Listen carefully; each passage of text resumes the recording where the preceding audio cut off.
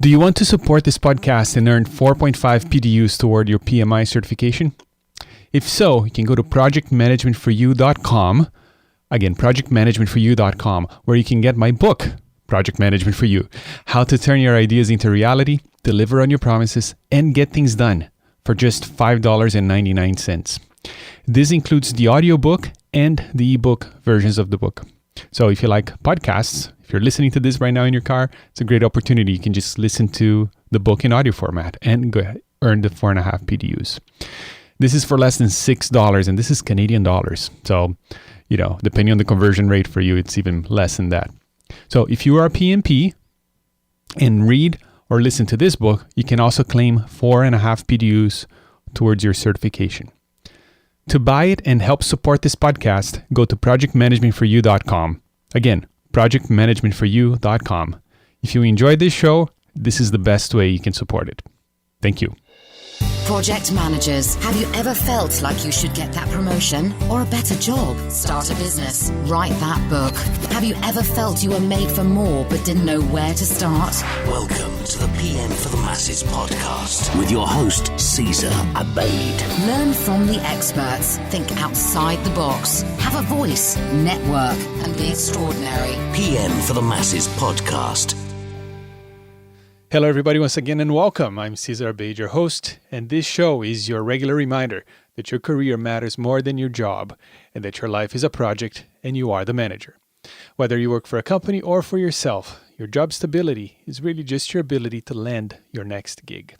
So join me in practicing intentional, planned, and value-adding relevance, starting right now. Today, we're going to talk about something that's close to my heart, and we're going to talk about distributed work, or if you haven't heard the term, remote work. And I have on the line my friend and coworker, Karen Arnold. And Karen leads the tech support hiring team at Automattic, which, maybe the biggest claim to fame is with the makers of WordPress.com. And the tech support hiring team is a team responsible for hiring support staff for Automattic's products. She has worked remotely for Automattic since 2012. And she has spoken at a number of events, including SubConf New York 2016, Support Driven Expo Europe 2019, WordCamps all over the world in the US, Nicaragua, Argentina, Colombia, Peru, and various WordPress meetup events. Prior to Automattic, Karen ran a business creating WordPress sites for small businesses. And she's on the line with me today from her home office in Albuquerque, New Mexico. Hello, Karen. Hello. How are you? Good. We talk every week, so this is no different. So just a little bit of background, because I know you well, but the listeners right now, they don't know who you are. So maybe you can give us a little bit of a background of where you come from and how you got to be where you are today. A little bit of your journey, if you will. Sure. So, like you mentioned, I used to, most recently, before Automattic, I ran a company here in Albuquerque making websites for small businesses. That was kind of my entry point into using WordPress. Before that, I blogged a little bit. I was a stay-at-home mom. That was how I actually came to the whole world of the web, the internet, was through having a computer at home, having small children, needing something of a project, some hobbies, teaching myself how to do HTML and CSS and all those kinds of things. So as far as, I do hiring now, but I came through that sort of in a really roundabout kind of a way.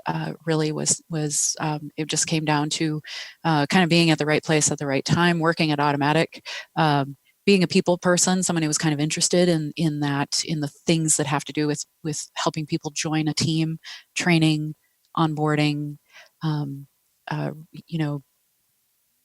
buddying is what we call. How would other people see our whole buddy process, like mentoring and stuff like that? Right.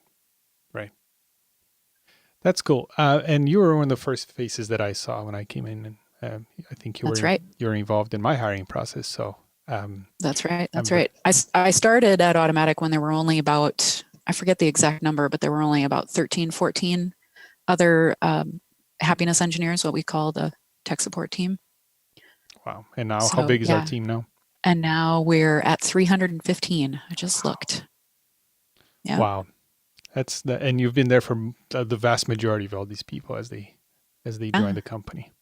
Yeah. That's cool.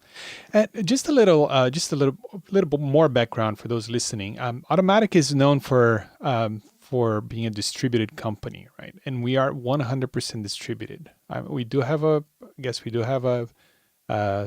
like a head office on paper somewhere, but there's nobody there, right?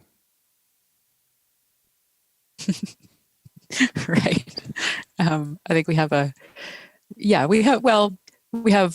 in any city where a lot of automaticians live, they might band together to rent a co-working space together. So people think of our headquarters being in San Francisco. We used to have a big office there, but now we have a co-working space where all the people in that city can get together, and just similar to any of us in any city. I can go in Albuquerque. There's two of us who work at Automattic who live in Albuquerque, and I can go to a co-working space to work. I happen to prefer working from my home all of the time, but we kind of have that freedom to sort of branch out and work from wherever we want to work. Yeah, that's true. And it's we've been doing this for a while, and I think we take a lot of things for granted, but I seem to get the same kind of questions all the time, especially because now, I think remote work and distributed teams is such a hot topic. It's just see that everywhere. And I think companies are trying to branch off into this new world of working remotely, right? Or having a remote team, or actually being completely remote or distributed like we are. And I usually get the same kind of questions, so how do you make sure that your team is working, or how do you keep track of this and that? I think it seems like people have the same questions, like the same concerns. So when thinking about that, and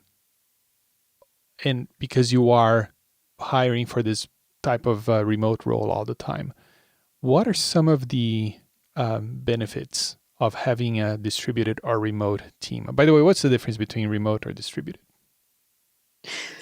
Well, our CEO describes it. Matt describes it as remote is more often what you think of when there is an office and some employees are working remotely, whereas distributed is where the entire company is, like we are, with no corporate office, no headquarters, where we just all function. We do our jobs from where we are, and we coordinate, online. Mm-hmm.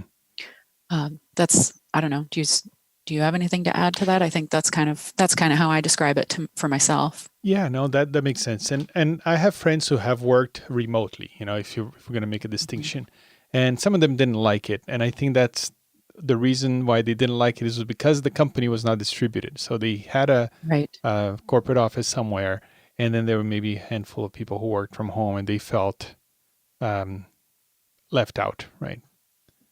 Yeah, I think the way that it works the best is where either if it's 100% fully distributed, or if the corporate culture is such that the people who are in the office always have those remote employees in mind. Mm-hmm. And companies have different ways, I think, of doing that. I heard once a story from a guy who was working remotely here in Albuquerque. He said that his corporate office, which was like out in the Bay Area or something, they had a cardboard cutout of him in the office. So that they would always remember, we have to get, if we're going to have this conversation, we have to call him up. We have to get him on the line. We have to make sure that he's involved, They needed kind of that physical reminder. Whereas for us, in our distributed nature, we don't necessarily need to do that because, we're sitting in our homes or in our co-working spaces. We know that everybody needs to be, we know that we need to make that intentional effort to loop people into those conversations.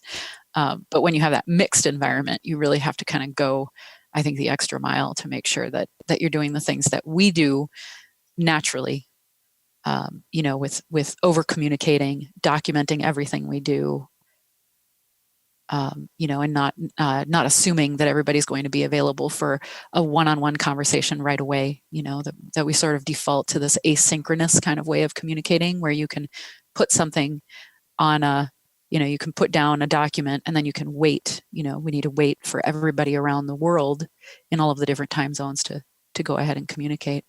I think that kind of leads into some of the pitfalls, right? The pitfalls or benefits to working this way is that you do have to be always thinking about the communication piece,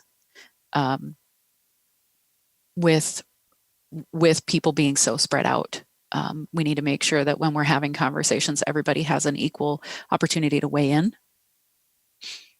But then on the other side, that can be a real benefit, because people, when we're having conversations, all of our conversations are well, more often than not, our conversations are recorded in some way.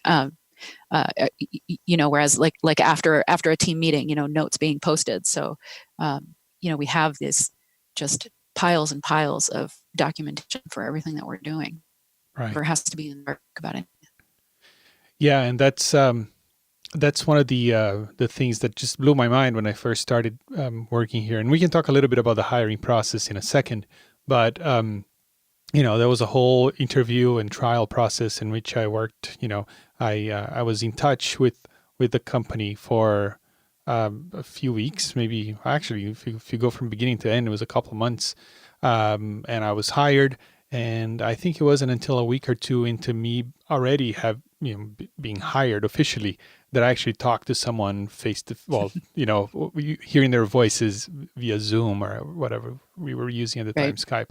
So, and the advantage of that is that, I don't know, 95% of our communication is searchable, right? So it's in a blog somewhere or on Slack, and we can, if we miss a meeting or because we are in Japan and most of the team are in the Americas, we can just wake up in the morning and go read what we talked about. It's still there, right? I can go back, even to this day, I can go back and read my job interview, which is insane. So, and that's one thing. I think it's hard to replicate that in a remote situation, because people are going to have meetings. They're going to have chit chat around the water cooler, right? And a lot of this communication that happens ad hoc is not written down. It's not documented, right? So if you were not there, you missed it. Right. Mm-hmm. But what are some of the benefits of actually having a team that is from around the world, as opposed to, let's say there's a project manager listening right now, and they need to kind of put a team together to work on this project that they're about to kick off, and maybe they're considering, I could just hire people locally to my city, or maybe fetch some people from different teams from within my organization for this project, or I can try to do like a distributed team for this one specific project. What are some of the benefits of actually having the distributed team versus versus a team of locally sourced folks? I think one of the biggest benefits is that when you're hiring from just your city, you only have access to a very small pool. I mean, you might even live in a really big city, right? But you have access to the pool of people who live in that area. And when you're working with a distributed team, you have access to anyone, anywhere in the world. The very best person for your project might be living in, Mozambique. I don't know, wherever, pick a place, right? Australia, France. And if you're only hiring people from your specific local area who can drive to your office, you're missing out on the talent that you might have access to if you go outside of that area. Right. Yeah. And we see that every day, right, Karen? Like folks that we hire in remote countries, that some countries I hadn't even heard of, and they're just brilliant, and they're the right person for that job. It's just, it's fascinating. And when we do meet in person, we do that once a year, and we sit down and talk to these folks. It's just we know right now, everybody's talking about diversity and inclusion, and geographical diversity is something that Yeah. maybe is not top of mind for most people, for most companies, but this is such a benefit, right? I remember not too long ago we were working on our e-commerce platform there, and we're talking about like the different icons that we could use for when a customer would make a sale, right? And it'd be like a piggy bank, for example. And somebody raised the flag, said, like, where I come from, pigs are actually not cool, or something like that, right? Right. And we would never have that insight, right? Had we not had the diversity that we have for being so geographically diverse, I guess. Exactly. Yeah, we have a real fantastic opportunity here to be able to see things from a lot of different viewpoints. And so when we come up, with a final project, or we come up with a final product, it's viewed already by people from so many different places, and has had such a vast amount of input from different perspectives. I think it's a really unique. It's one of my favorite things about working here, is just being able to be part of that. Living in the U.S. myself, being able to be a part of a greater global community. Right. So let's say somebody's listening right now, and we're going to talk about like how to get started. But I think people are assuming that the hiring process for a distributed team is different. People can't just come in for an interview wearing a suit and a tie and things like that, because they're far away. So maybe you could describe for us the hiring process at Automattic, which is a company that's 100% distributed. Sure. So the beginning starts just like any other application process. People submit their applications through our website. We have hiring teams that review them. We do hiring here, like you mentioned. I do hiring just for the tech support team. We have people who do hiring for marketing. We have people who do hiring for our developer development areas, product and stuff like that. So each group is hiring for the people who are going to work in their areas. It's a really unique kind of way to do it. And once we read through applications, we do interviews. But our interviews are where it starts to be a little bit different than other companies. Most of the hiring teams will do some element of a text interview. So, like you mentioned, you didn't actually talk to anybody until you'd been here for a few weeks. Well, that's because, like, when we were interviewing, we just typed back and forth, right? So some areas, depending on the job requirement, some interview, some hiring groups do like a Zoom call, or a face-to-face kind of an interview. But obviously, nobody's driving anywhere to do any kind of an interview in an office. Once people go through this series of text interviews, then we do a trial. The trial is like an audition. So each role has to really just prove that they can do the work. And the trial consists of some kind of a project. So if you're on a trial or on audition for the support team, you'll work in support for a while. So you'll just do the same kind of work that the happiness engineer does side by side with other happiness engineers as you're doing that trial. If you're a developer, you'll probably work on a coding project, things like that. So the projects are tailored to the specific role that people are applying for. Let's see. So once, if the trial goes well, throughout the trial, we're giving people feedback so that they can improve and things like that. And it's not just about us watching the applicant to see if they can do the work, but it's also, because our work environment is so unique, it's also about the candidate looking at us and seeing if they can actually, if they want to work this way. Sometimes people will go through the trial and decide, I don't, maybe they came from a more traditional work environment, and they just say, I don't think I can do this remote thing. I don't think I can work in a distributed environment. And so they'll stop the trial, and, no hard feelings, and go back to what they were doing before. So it's a mutual auditioning process. And it's one of the things, we have a pretty low turnover rate here at Automattic, and that's one of the things that contributes to that, I think, is that we do this audition process so that people can really truly see if they want to work here or not before they actually sign on the bottom line, right? Before they're offered a full-time role. Mm-hmm. And the interesting thing to me too is, like, I think we started with this process because of us being distributed, right? So right. It's harder to just, after a couple of interviews, just to feel confident enough to give someone a job. Right. There's a lot of trust involved because, like you mentioned before, some of the questions that you've been asked about, how do you know if people are working or not? Well, that is kind of hard to know. I'm in my house. Nobody knows what I'm doing at any given moment. We do a lot of self-reporting, so we do a lot of updates so that the rest of the team knows what we're doing, and of course we're always in Slack and everything. But we end up focusing a lot more on on our output, rather. So what am I actually working on, so that people can, we kind of see what we're working on, as opposed to focusing on like whether I'm sitting at my laptop right now. Does that make sense? Yeah, it does make sense.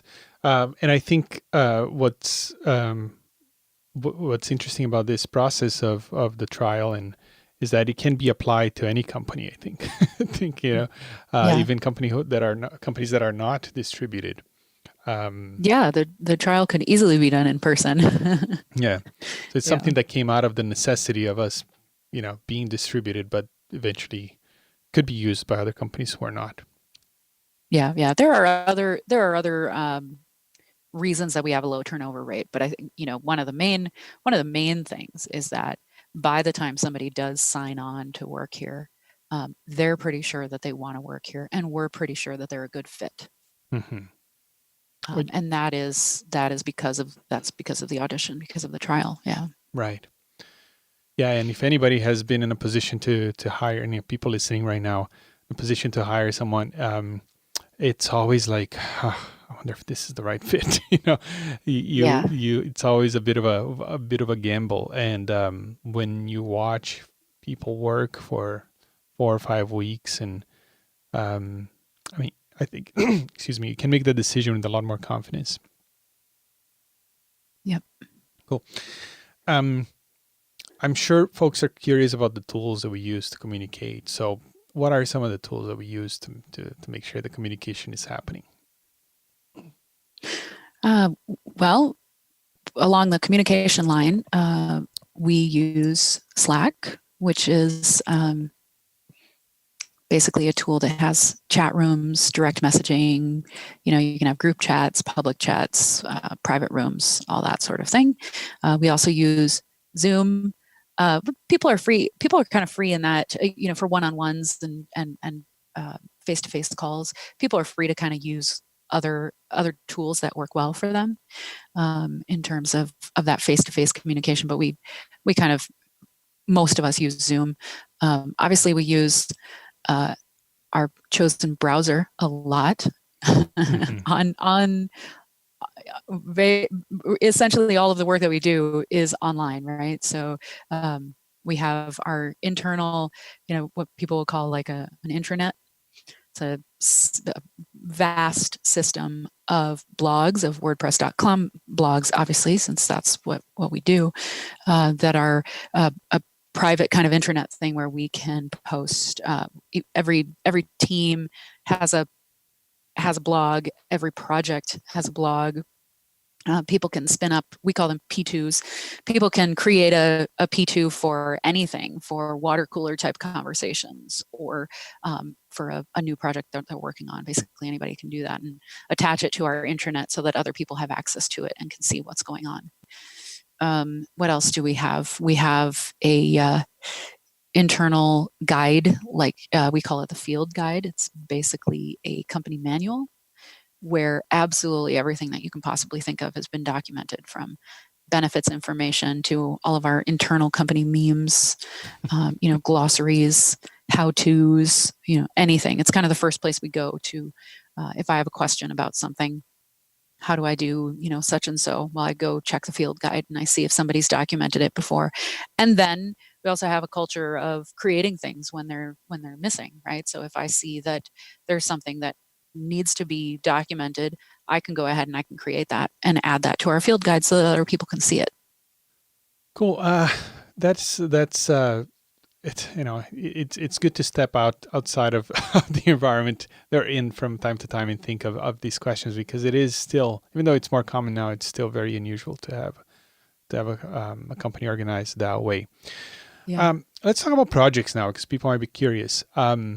You I watched it. In fact, I even worked with you for a while in the hiring process, and I believe it was a couple of years ago that we decided to approach hiring for the tech support team in a more uh, processual or methodical way, Hmm. and we call it the trial batches, right? So that was a really cool project that you spearheaded, and that went from just hiring folks ad hoc here and there to a process that we would hire people in batches.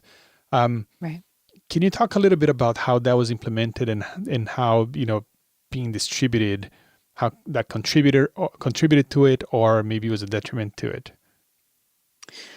Yeah. So just briefly, we we used to hire people. We would run people through a trial process just uh, when it was convenient for their schedule, basically. So we would get somebody through the interview process, and if they were available to get started on their trial, next week, we would just get them started, and then somebody else would come through the interview process, and if they were ready to start, tomorrow, we would try to get them. We didn't really do things one day to the next necessarily, but we could just kind of start people in whatever cadence worked. But we discovered that we had some pretty big support holes, gaps in our support coverage, and so we decided to go ahead and really seriously scale our support team very quickly. We wanted to do it within, like, I don't know, it was like 4 to 6 months basically.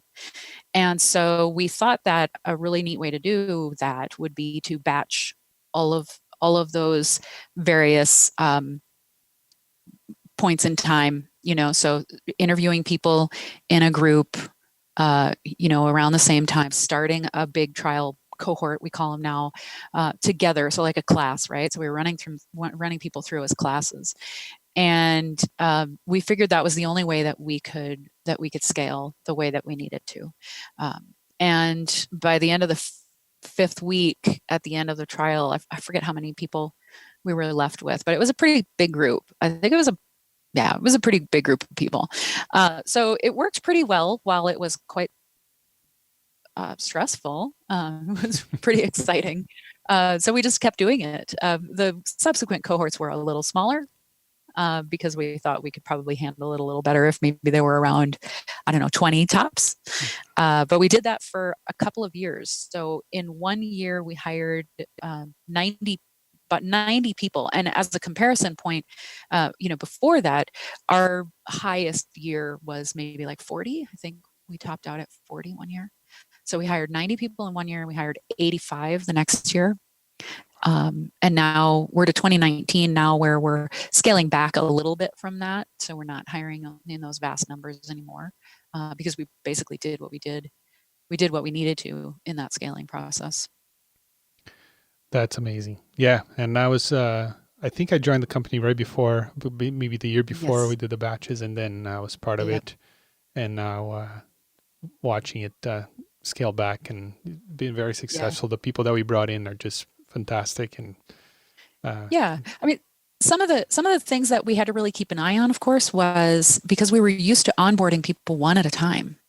Once we were suddenly onboarding, 10, 15 people at once, we realized that we needed to be a little more intentional. We needed to have more information, um, more assistance, more guidance around the onboarding process. So when people, there's always a transition, from being kind of a provisional employee, being a trial, to being a full timer. And so we started with the cohorts. We also started more of a tight process around checking in with new hires to make sure that things were going well. We implemented some tools to automate some of the onboarding things so that people were for sure getting all of the information that they needed in order to settle in and know how to do the work. So that was one thing.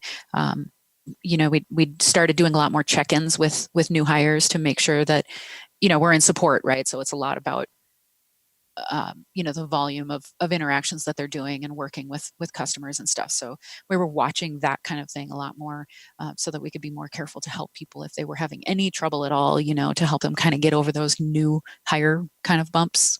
Mm-hmm. Fascinating. So let's say people listening right now, they do not work for a distributed company, or they don't have any workers who are remote company, but they'd like to get started in that direction. What would you say is maybe the first step in that direction, so they can get started thinking about that? I was just talking to somebody recently about this, and we were sort of talking around a little bit, trying to figure out, like, how would you, because it is a pretty big step outside of what when you're working in a physical office space together, you don't really have to think that much about how you communicate and how you do meetings and how you figure out who's good to work with the company and stuff like that. One of the things that we came up with when we were sort of brainstorming was to kind of practice a remote culture, a distributed culture in the physical office space. So start to use some of these tools that we use, Zoom, Slack, and sort of that way, so they begin absorbing that culture in your space. If the idea is to hire remote workers, then you're more in the habits, your company will be more in the habits of doing the things that are more conducive to inclusivity with your remote employees. Or if you're thinking about going distributed, then you're practicing those habits in the physical space before you go out. I think for us, one of the things that sort of contributed to our success was that this is the way we've always done it, right? Right. Yeah. Like we started with one employee and we grew from there, and we just always, we just made adjustments to our distributed culture as we went along, but yeah, it's a little more complex, I think, when you're thinking of going from a physical space to a distributed one. But I think it's doable. I know that there's people out there who have done it. I was just talking to a woman the other day who's part of a company that just went fully distributed.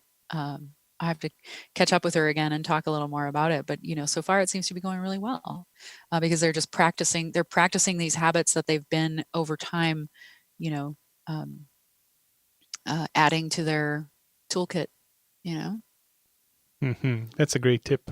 And one benefit of that is that using Slack, for example, for communication, and how it makes email obsolete. And once email is out of your life, your life quality of life just skyrockets. At least for me, just all those email threads, and people who are copied or people who are not copied, and the danger of the reply all and things like that. That all goes away. Yeah. Like, we barely use email at all. So yeah, that's a great tip. Yeah, I think that's one thing, is to really try to focus on. I still get a lot of emails because I interact with a lot of people outside of the company with the application process, but it's pretty simple back and forths. Anytime I have to get into any kind of a situation where there's reply all threads and like extensive conversations happening in an email, it's just not conducive to that. Yeah. That sort of thing has to go into Slack or some kind of some kind of online communication room, so that you can have better back and forth about whatever it is that you're discussing. It's just too hard in email. Yeah, agreed. Karen, this was really cool. If people want to learn more about Automattic and about you, where should they go? Well, they can go to automattic.com, and you want to spell that with 2 T's. So Automattic with 2 T's on the end there. And I'm sure that's not new to your listeners here. And there we have a ton of information on there. We've got all of our jobs listed. We have a lot of information about the hiring process, and lots of great links off to other resources from there as well. So I really encourage people to kind of spend a little time digging around. For people who are specifically interested in support, we have a blog, happinessengineer.blog, that has a ton of information about the job specifically. And as far as getting in touch with me, I'm on Twitter. I can be summoned to Twitter. I don't spend a lot of time on Twitter, but I can be summoned there. My handle pretty much everywhere is Karen Alma. Okay. So, yeah. Perfect. And I'll have links to Automattic.com, the Happiness Engineer blog, Super. and Karen's Twitter on the show notes for today's episode, which you can find at pmforthemasses.com/120. That's for episode 120. Again, pmforthemasses.com/120. And by the way, pmforthemasses.com is a WordPress site. Of course it is. And it was even before I joined the company. So, excellent. Very cool. So, Karen, thank you so much for spending some time here with us and for dropping some truth bombs and all this knowledge regarding hiring and remote work. And I'll see you on Slack. All right. Thank you. Thank you for listening to the PM for the Masses podcast. Tune in next week for more great ideas on how to manage your projects better and truly stand out in your industry. PMforthemasses.com